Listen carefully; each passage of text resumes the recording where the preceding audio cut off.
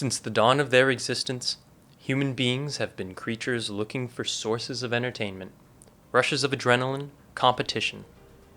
Games were created for these very purposes, varying in style, in their methodologies, in their rule sets. Games have been passed down from parent to child, adapted from culture to culture, enjoyed by billions of people across the globe on a daily basis. So, what does the peak of human society look like? Where does generations of striving to be the very best get us? Today, we will be looking at the culmination of 4.5 billion years of natural refinement, our modern games, and how to play these complex marvels of the human mind.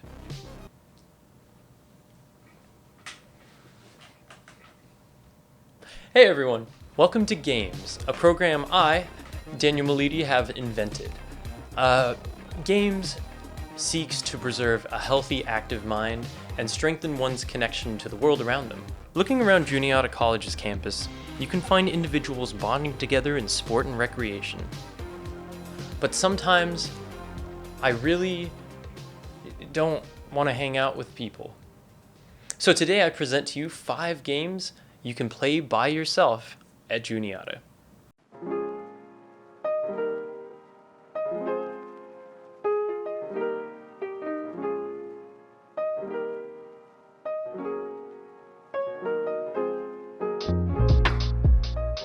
Scattered across Juniata's beautiful campus are an array of lampposts. The light they provide helps keep Juniata and its students safe and on the right path. But built within their design lies an opportunity for some fun. Introducing Glasses Fog, a revolutionary new concept that pairs old technology with a fresh breath of innovation. All right, watch this. Simply apply the glasses to your face and then fog them up. I actually like to do this by putting on a face mask and then fogging them up with the inconvenience of my own breathing. You will notice a strange aura emanating from each light, a heavenly glow orbiting each luminescent blaze. And then slowly wave your hand in front of your face to see how many of your fingers you can get to disappear. I see 2. Not a sophisticated game by any stretch of the imagination, but it requires immense amounts of focus to truly make your hand disappear right before your eyes. A good introduction to the idea of games, but you can only really play it at night and if you have a pair of glasses lying around. But our next game, you can play anytime, anywhere. Our next entry to games comes as a result of Juniata College's unique affinity for and slight overuse of acronyms. Juniata College might be the only place that you can graduate with a POE, being IMA, and then after taking Hobo, you can present your findings at LAS. The goal of this game is to completely alter the Juniata jargon, to change an acronym so that it is more descriptive of the subject than its original acronym. Okay, for instance, VLB is dedicated to and named after William J. von Liebig. And I know what you're thinking. You're thinking, Daniel, William J. von Liebig, do you mean the very same one that made significant contribution to the field of vascular surgery, particularly in the technological advancement of textile vascular grafts used in the reconstruction and replacement of human arteries? Yeah, of course. And VLB makes sense as a shortening of von Liebig, but it is also a very large building. Our CSS, our colleague self-service, is our new system for students to sign up for classes each semester. But for many students who hover over the refresh button on sign-up days, it is also a colossal source of stress. All in all, the game of acronyms can be a fun exercise in mental stimulation.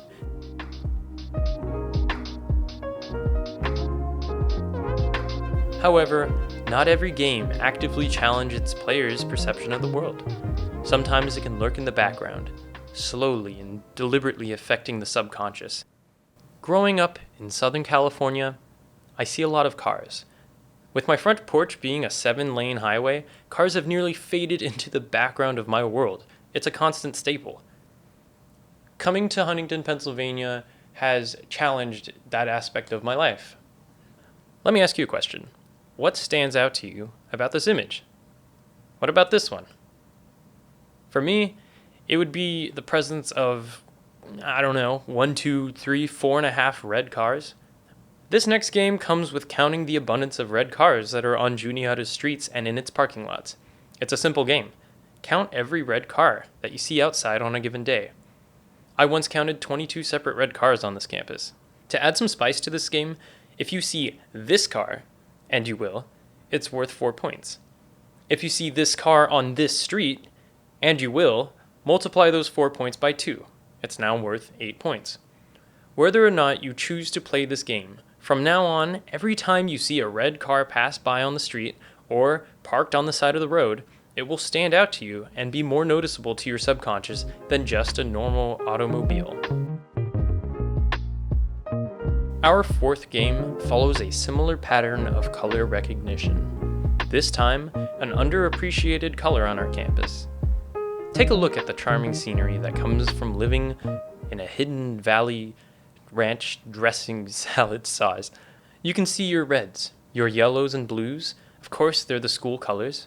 There's even a strong presence of secondary colors, the lush greens of nature, juxtaposed by the orange hues of progress and creation. But where's the purple? You can be as strict as you want about this game and what is defined as purple or not, but the basic rules of Eggplant are as follows. Find something purple, anything purple, and whatever it is, it cannot belong to you. Yeah, that's it.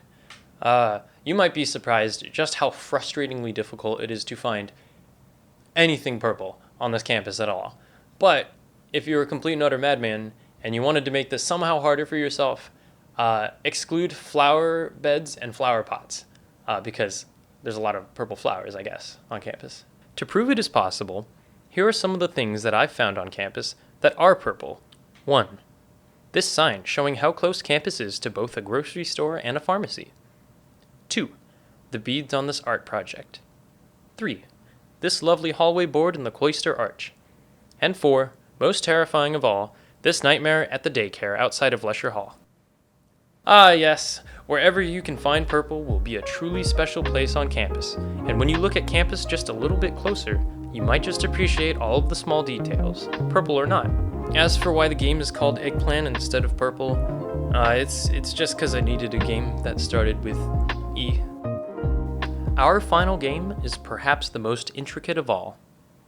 Thousands of years ago, the ancient Greeks would hold annual competitions showcasing physical ability. People would flock from all across the Mediterranean to see what the peak of human achievement looked like. Nowadays, we push ourselves even harder to strive for greatness. Introducing Shoelympics, a personal experience that is what you make of it. Although you were the only contestant, Shoelympics is not for the faint of heart. Nerve-wracking to be sure. It seeks to put your abilities to the test, but there are no rules. Fling high, fling far, fling with the right, fling with the left, get it near this tree, toss it off the swings, get it in the hoop. The world is your oyster with Shoelympics.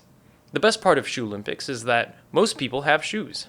So what I like to do is I practice in secret by myself, and then I challenge my friends to games I know they can't win, and I kick their butt. Juniata's lawns are your training grounds to hone your skills, and by golly, there are a lot of them. What abilities will you choose to test in your upcoming Shoelympics? Only time will tell. 4.5 billion years. And so many more to follow. Who knows what else we will achieve, how far we will go. But one thing is for certain. The college students of Juniata campus will continue to learn, to study, and to achieve great things. And with these 5 new tools in their toolkit, the future sure looks bright for humanity. Good luck out there, and happy gaming.